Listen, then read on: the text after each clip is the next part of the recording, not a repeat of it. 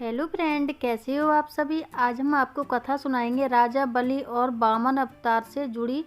तो चलिए शुरू करते हैं ये कथा। तो राजा बलि और वामन अवतार से जुड़ी कथा है।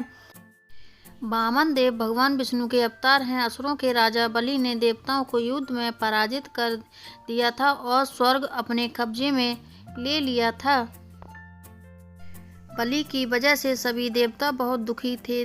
दुखी देवता अपनी माता अदिति के पास पहुंचे और अपनी समस्या बताई। इसके बाद अदिति ने पति कश्यप ऋषि के कहने पर एक व्रत किया, जिसके शुभ फल से भगवान विष्णु ने वामन देव के रूप में जन्म ले लिया।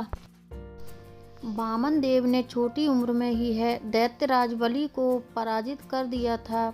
बलि अहंकारी था। उसे लगा था कि वह सबसे बड़ा दानी है। विष्णु जी वामन देव के रूप में उनके पास पहुंचे और दान में 3 पग धरती मांग ली।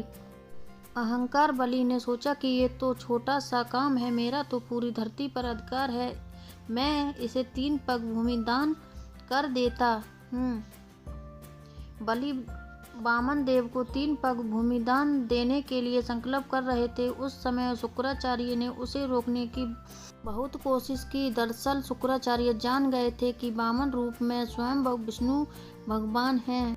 शुक्राचार्य ने बलि को समझाया कि ये छोटा बच्चा नहीं है, यह स्वयं विष्णु हैं, ये तुमसे ठगने आए हैं, तुम इन्हें दान मत दो। यह बात सुनकर बलि बोला कि अगर ये भगवान हैं और मेरे द्वार पर दान मांगने आए हैं तो भी मैं इन्हें मना नहीं कर सकता हूँ। ऐसा कहकर बलि ने हाथ में जल का कमंडल लिया तो शुक्राचार्य छोटा रूप धारण करके कमंडल की डंडी में जाकर बैठ गए, ताकि कमंडल से पानी ही बाहर ना निकले और राजा बलि संकल्प ना ले सके।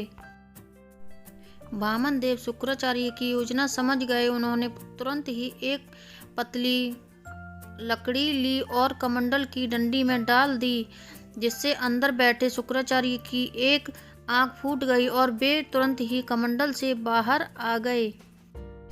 इसके बाद राजा बलि ने वामन देव को 3 पग भूमि दान देने का संकल्प ले लिया। राजा ने संकल्प लेने के बाद वामन देव ने अपना आकार बढ़ाकर एक पग में पृथ्वी और दूसरे पग में स्वर्ग नाप लिया।